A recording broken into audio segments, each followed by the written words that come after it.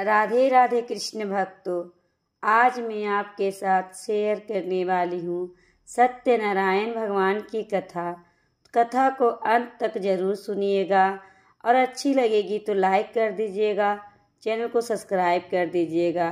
तो दोस्तों, कथा शुरू करते हैं।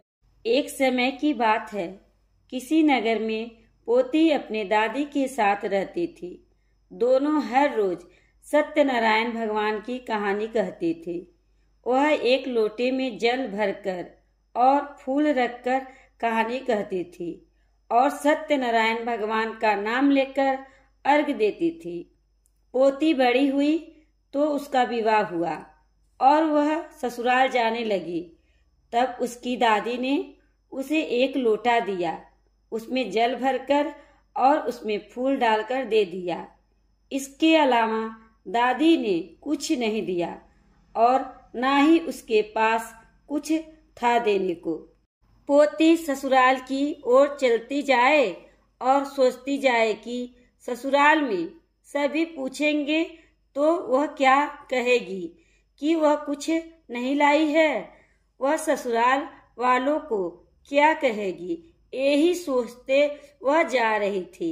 सत्यनारायण भगवान ने उसकी मनोदशा देखकर सोचा कि इसका कष्ट मिटाना चाहिए।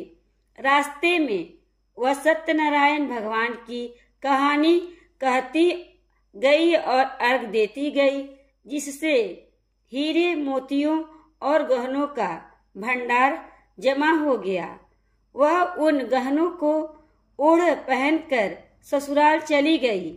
ससुराल जाने पर ससुर ने कहा कि हमारी बहू तो बहुत बड़े घर से आई है, बहुत सारा धन भी साथ ले कर आई है। बहू के आने पर सास ने अपने पति से कहा कि आप पड़ोसन के यहाँ से मूंग और चावल उधार ले आओ, बहू के लिए खाना बना देंगे। इस पर बहू ने कहा कि आप मेरे लोटे के जल से रसोई बनाओ। जैसे लोटे के जल से रसोई बनाई तो भगोना भर गया, उसमें अनेकों प्रकार के व्यंजन तथा मिठाइयाँ भर गई। खाना बनाने पर सास ने बहू से खाने के लिए कहा तो बहू बोली कि ससुर जी ने नहीं खाया, आपने और मेरे पति ने भी नहीं खाया, तो मैं कैसे खा सकती हूँ। बहू ने कहा कि मेरा यह नियम नहीं है कि मैं सत्यनारायण भगवान की कहानी के बाद ही खाती हूँ। बहू ने सत्यनारायण भगवान की कहानी कही और सभी ने सुनी, जिसके प्रभाव से उनके घर में धन का ढेर लग गया।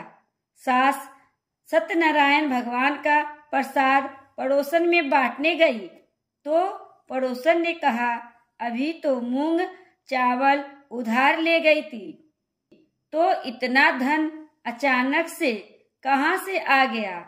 सास ने कहा कि मेरी बहू सत्यनारायण भगवान की कहानी नियम से कहती है और उन्हें सत्यनारायण भगवान ने इतना धन दिया। कहानी करने या सुनने के बाद सत्यनारायण भगवान से प्रार्थना करना चाहिए। जैसे आपने बुढ़िया की पोती की सुनी, वैसे सभी की सुनना। तो बोलिए सत्यनारायण भगवान की जय।